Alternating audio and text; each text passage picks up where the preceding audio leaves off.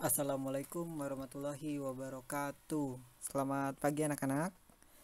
Untuk di hari ini kita masih belajar tentang fitur dari aplikasi Microsoft Word. Kalau kemarin sudah masuk ke menu paragraf, sekarang kita akan lanjut ke menu style. Oke, kita buka dulu si Microsoft Word-nya. Nah, sudah muncul untuk dari tampilan Microsoft Word-nya.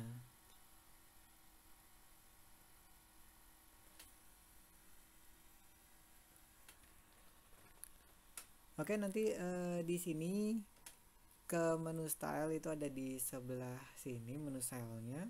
Kalian bisa dilihat. Untuk menu style terdiri dari beberapa format teks. Dengan memilih salah satu format, pengaturan teks menjadi lebih cepat. Kamu tidak perlu mengatur teks dan paragraf satu per satu. Jadi kalian tidak perlu buat satu persatu nih. Misalkan kita ketik dulu nih, saya sedang belajar TIK. Oke, jadi ini kita perbesar dulu.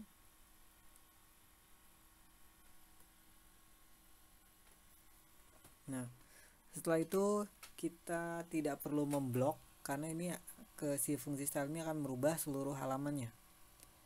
Misalkan kita ganti sama yang pakai intense quote. Nah, dia akan langsung berubah jadi seperti ini. Tidak perlu diblok-blok, jadi langsung berubah. Lanjut ke menu selanjutnya adalah editing. Nah, yang ini editing. Di pojok kiri ada find, replace, select. Nah, di editing yang ini nih ya. Kita coba satu-satu fungsinya. Yang pertama find. Find-nya kita klik. Find-nya kita pilih lalu kita klik.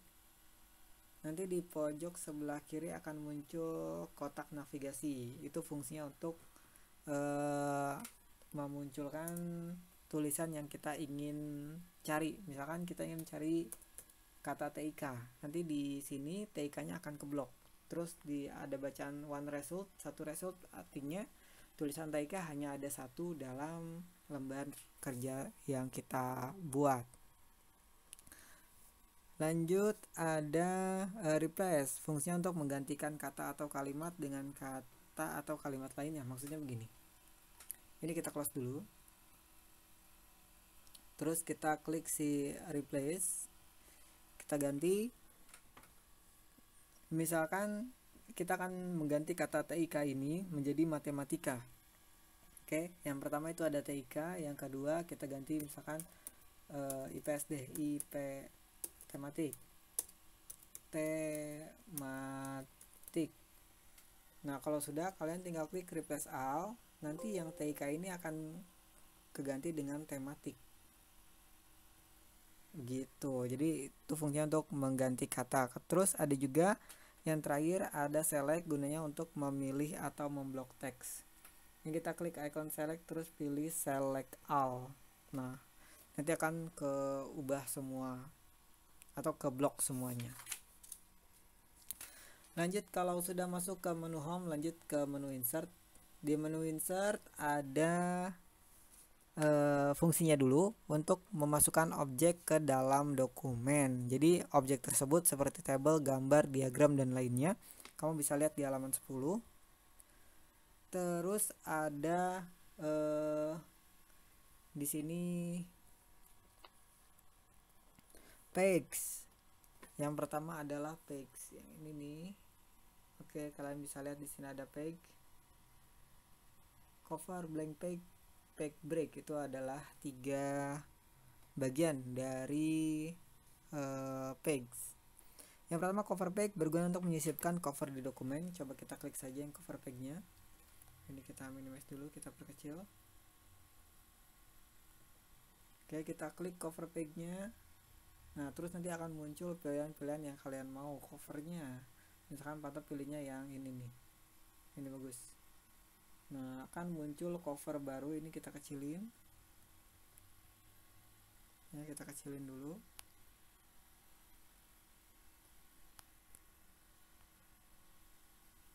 Ini kita kecilin. Nanti di sini ada 2 lembar.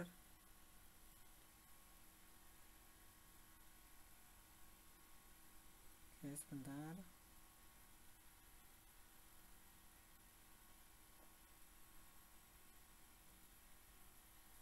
Di sini nanti ada 2 buah lembar.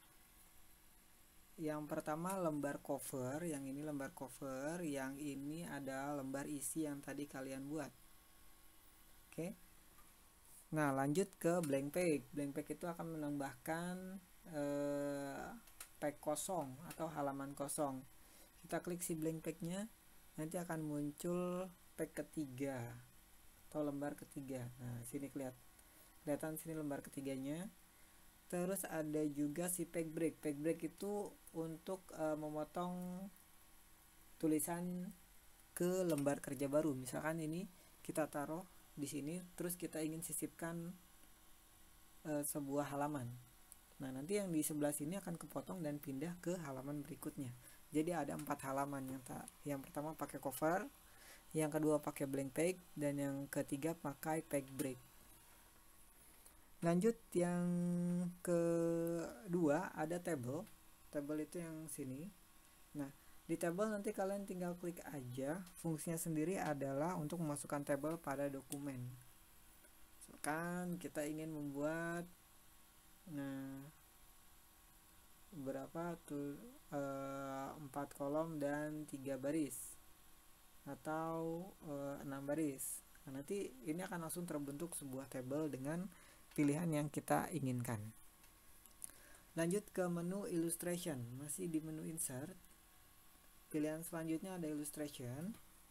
Itu fungsi untuk masukkan gambar ke Word. Yang pertama ada si picture. Nah, yang ini fungsi untuk masukkan gambar, pilihnya yang di device. Kalau misalkan gambarnya ada di laptop kalian. Ini misalkan pantau pilihnya yang gambar si, nah ini nih komputer, kita klik, nanti dia akan langsung muncul gambar komputernya. Nah, di sini nanti kelihatan gambar komputer. Terus yang kedua ada picture, tapi yang online picture itu untuk mencari gambar secara online. Diklik aja, misalkan kita tulis komputer, terus kita find atau klik tombol si search ini, gambar kaca pembesar. Nanti kalau sudah ketemu komputer yang kita inginkan, tinggal diklik terus di insert. Nanti akan muncul gambar komputernya yang tadi kita pilih. Selanjutnya ada lagi yang namanya shapes. Nah, di sini di menu insert ada shapes. Yang ini shapes ya. Kita klik aja, fungsinya untuk membuat objek dengan bentuk tertentu seperti lingkaran, persegi, tanda panah, dan lainnya. Nah, ini banyak nih pilihannya nih. Tinggal kalian pilih, misalkan kasih tanda petir di sini, kita buat, nah langsung jadi. Ada juga smart art, berguna untuk membuat bagan. Kita lihat di menu insert yang smart art yang ini, diklik. Nah, ini bagan, misalkan mau buat struktur organisasi, mau buat bagan piramid, atau yang siklus hidup, nanti kalian bisa. Nah, nanti langsung muncul dan nanti akan ada teks di sini, tinggal diklik aja, misalkan ganti telur. Terus yang kedua ulat. Yang ketiga kepompong, terus jadi kupu-kupu. Nah, mau ngapus yang ini mana? Caranya diklik aja lingkarannya, terus klik tombol del di komputer kalian atau di keyboardnya. Kalau sudah illustration, lanjut. Oh, tadi yang udah smart art yang ini, chart yang ini.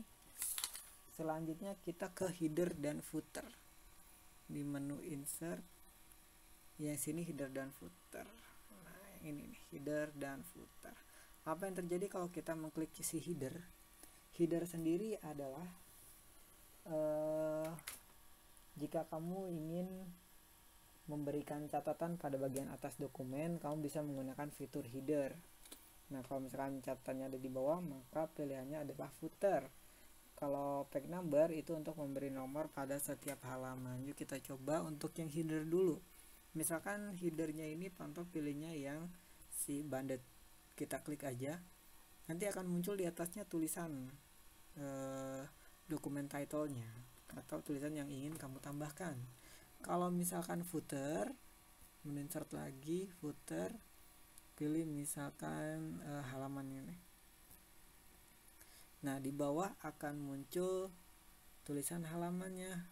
Nah, kamu bisa lihat di sini ada halaman 1,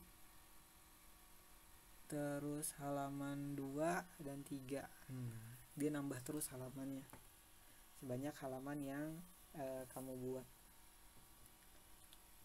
Terus lanjut, ada lagi di insert teks. Teks itu yang sebelah sini. Teks terdiri dari ada text box, ada quick part, word art, dan lain-lain. Nah, fitur teks digunakan untuk membuat berbagai bentuk teks dan efek. Text box kita klik, ini kita klik sebelah sini dulu.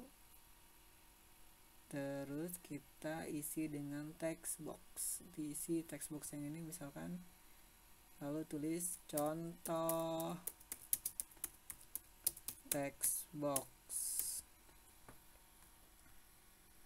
Nah, ini contoh text box. Ini udah diketik. Jadi munculnya di sini untuk dari pilihan si text box tersebut. Kemudian ada juga si quick, apa tuh namanya? Quick part, menyisipkan objek ke lembar kerja. Ini quick part, misalkan kalian mau masukin auto text yang otomatis, hide topic, nanti muncul hide topic di sini. Selanjutnya ada juga word art untuk menambahkan efek. Kita insert si word art ini, pilihnya misalkan yang ini, efek contoh word art. Muncul sini, sudah muncul efek setelah kalian klik si word artnya itu. Word art sudah. Terus ada juga signature line, nambah tanda tangan. Kalau fitur date and time, nambah tanggal. Nah, yang ini nih tadi di menu insert ada ini signature line, ada juga date and time. Nanti tinggal tambahin nih mau yang mana. Sudah untuk aplikasi dari Microsoft Word-nya. Selanjutnya kita akan beralih ke aplikasi pengolah angka. Ini kita close aja, terus nggak usah disimpan, klik don't save. Ini kita hapus dulu.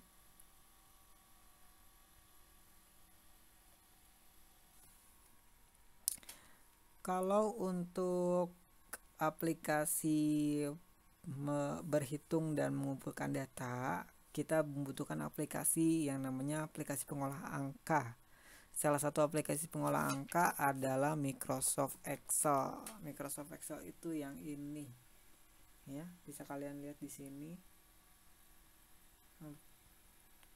Nah, ini Excel. Fungsinya sendiri yang pertama ada membuat daftar nilai. Kalian bisa lihat di halaman 14. Terus membuat laporan keuangan, membuat daftar hadir, membuat tabel dan grafik, lalu membuat diagram dan bagan. Nah, kita buka dulu Microsoft Excel-nya. Klik 2 kali aja, nanti akan muncul si Microsoft Excel. Lalu kita gedein pakai fitur maksimalkan. Oke, sudah besar. Selanjutnya, Excel terdiri dari baris dan kolom. Nah, baris ditunjukkan dengan angka. Berarti yang mana yang namanya baris? Ini namanya baris nih, yang ada 1, 2, 3 yang ke bawah. Nah, ini Ini namanya baris. Sedangkan untuk kolom ditunjukkan dengan huruf A, B, C dan seterusnya. Berarti yang atas nih namanya adalah kolom, ya jangan sampai kebalik. Kalau baris itu bentuknya angka, kolom itu huruf. Nah, terus kita mulai belajar menggunakan fitur Excel. Gerakan kursor dan pilih baris 3 kolom B. Oke, ini kita hapus dulu.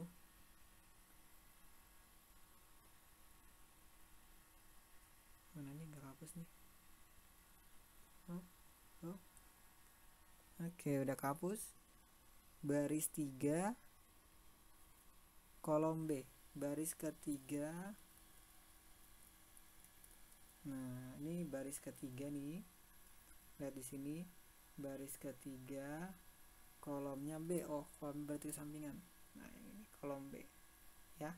Dari sini baris ketiga kolom ke B. Gitu. Kamu juga dapat memilih baris dan kolom lainnya. Tulis baris ketiga dan kolom B adalah nomor. Kita ketik nih. Nomor. Terus lanjut tulis nama pada baris 3 kolom C, berarti sebelahnya apa tadi? Nama. Selanjutnya di kolom 3, di baris 3 kolom D tulis nilai. Sebelahnya nilai. Oke. Nah, baris dan kolom ini biasanya disebut dengan sel. Misalkan sel 3B yang tadi ya. Sel 3B.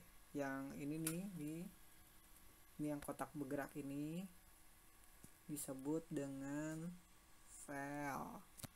Kalau di sini berarti dia selnya sel 4H ya, 4H karena ada di baris keempat, baris keempat kolom ke H.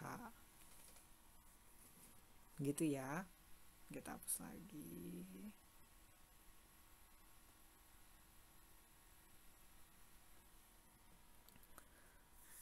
Lanjut, kamu juga dapat mengatur lebar sel. Untuk mengaturnya arahkan kursor pada batas sel. Batasnya ini nih, batas antara AB, batas antara BC, batas antara CD. Nanti tinggal diklik aja terus ditarik. Karena nama itu panjang. Lanjut, kita ketik data berikut pada tabel Excel. Nomor, isi nomor 1. Nama Afifa. Nilainya 78.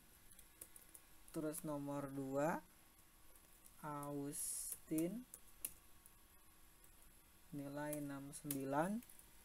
Yang ketiga ada Denny, nilainya 85. Ini pantau tulisnya hanya 3 aja ya sebagai contoh. Nanti kalian bisa di rumah, misalkan ada komputer, kalian bisa ketik semuanya di halaman 15. Nah, bagaimana cara menjumlahkan nilai tersebut? Lakukan langkah-langkah berikut. Yang pertama, tempatkan kursor pada sel yang ingin digunakan sebagai hasil penjumlahan. Oke, di sini kita tulis hasil penjumlahan. Kalau di sini udah ada keterangan hasil penjumlahan, berarti untuk hasilnya ada di kolom D7. Ya, bukan di kolom C7. Di sini nih. Ya. Sel 7D. Terus ketikan sama dengan sum di dalam sel diikuti dengan tanda buka kurung. Nah, sama dengan sum sendiri adalah rumus yang kita gunakan untuk menjumlahkan beberapa nilai. Pastikan kalian diawali dengan tanda sama dengan. Untuk rumus itu semuanya diawali dengan tanda sama dengan. Terus tuliskan sum, lalu tanda buka kurung. Terus masukkan bagian data rumus yang ingin dijumlahkan. Kita ingin menjumlahkan dari sel 4D sampai ke 6D. Itu kalian tinggal blok aja dari 4D ke 6D. Nanti akan muncul langsung angkanya atau tulisannya. Terus kalian tinggal tutup kurung aja. Maksudnya ini D4 itu adalah sel D4 sampai sel D6. Kalau sudah tutup kurung, terus diklik tutup kurung, terus klik enter. Nah, nanti akan muncul jumlahnya. Nah, di sini di atas adalah namanya itu bagian fungsi. Nih, si insert function. Nah, ini disebut dengan bagian fungsi. Fungsinya adalah untuk menulis rumus yang tadi kita buat sama dengan sum. Itu adalah rumus yang ada pada Microsoft Excel. Masih banyak lagi rumus yang bisa kalian pelajari di Microsoft Excel. Oke, sudah dulu untuk pembelajaran dari Microsoft Excel-nya. Nah, tadi kita kan sudah aplikasi untuk mengolah angka namanya Microsoft Excel. Terus mengetik angka pada Excel biasanya kita dilakukan di lembar kerja. Yang ini nih lembar kerja nih, lembar kerjanya untuk mengetik. Nah, kalau misalkan kalian ingin menulis rumus, kalian nulis di bagian fungsi yang tadi diawali dengan tanda sama dengan yang ini. Nah, itu adalah bagian-bagian dari Microsoft Excel. Nah, selanjutnya Panto akan memberikan informasi yang mana ketika sekitar bulan November atau September itu akan ada ujian namanya AKM atau Assessment ANBK, Asesmen Nasional Berbasis Komputer. Nah, bagaimana sih untuk soal-soal dari AKM dan cara pengerjaannya? Nah, yang pertama kalian kunjungi dulu websitenya namanya pusmenjar.kemdikbud.go.id. Terus kalian klik selanjutnya kalian klik ayo coba AKM. Yang ini kalian klik, lalu tunggu loadingnya selesai, akan muncul pilihan literasi dan numerasi. Misalkan kita pilih yang numerasi dulu, terus pilih klik OK lanjutkan. Nanti akan muncul username dan password, tinggal kalian login aja dulu. Nah, selanjutnya akan muncul konfirmasi data peserta.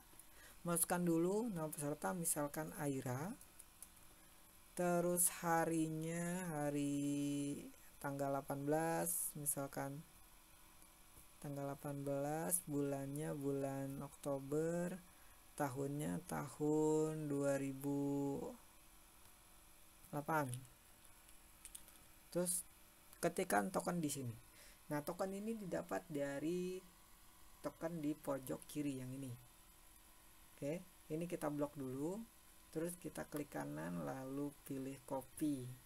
Kalau sudah hasil kopiannya, kita paste di token sini. Ya, kita klik kanan lalu pilih paste. Kalau sudah, tinggal kita submit.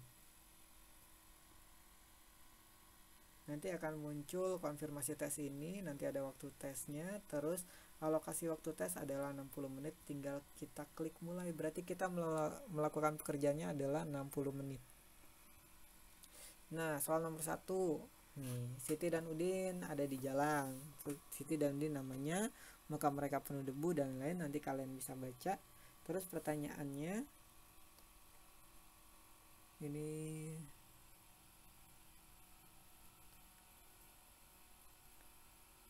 clear dulu, clear all. Oke.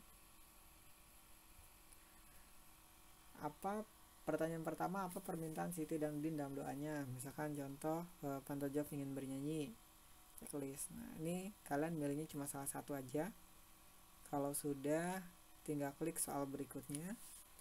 Lanjut yang soal kedua, manakah yang merupakan sifat Siti dan Udin?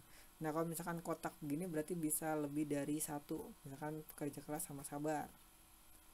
Terus ke soal berikutnya. Lanjut lagi ada pertanyaan, manakah keadaan yang sesuai dengan isi dari bacaan? Lalu berikan tanda centang. Siti dan Udin selalu bahagia saat bunyi, misalkan dia benar. Terus Om dan Tante kesal ketika kedatangan Siti dan Udin, misalkan salah. soal berikutnya. Nah, ini ada pertanyaan, apa yang dilakukan Siti dan Udin di jalan? Misalkan jawabannya bernyanyi. Ini diketik ya, berarti ya kalau ada kotak begini. Habis itu klik soal berikutnya. Lalu ada pertanyaan lagi, pasangkan, berarti dipasangin nih. Yang pertama, suka memberi uang receh dengan seadanya, Siti Udin, om tante, atau si dan om. Misalkan si om dan tante. Ini kita klik yang soal pertama dulu soalnya, lalu kita cocokkan misalkan sama om dan tante. Nah, jadi biru sama biru tuh, dia nanti ngebuat garis. Terus suka bernyanyi dengan suara serak dan napas yang sesak, si Siti dan Udin. Nah, nanti akan muncul juga garisnya. Kalau misalkan kalian salah, tinggal kalian klik ganti jawaban. Nah, dia akan reset ulang. Oke. Nah, kalau udah, klik soal berikutnya. Pertanyaan, jelaskan alasan yang mendukung gambar tersebut sesuai dengan isi puisi. Misalkan Udin dan Siti sangat suka bernyanyi. Ini hanya contoh saja ya, nanti kalian bisa ketik yang panjang, kira-kira apa tuh alasannya yang mendukung gambar tersebut sesuai dengan isi puisi ini. Isi gambarnya sesuai, nanti kalian isi aja sesuai dengan yang kalian pikirkan.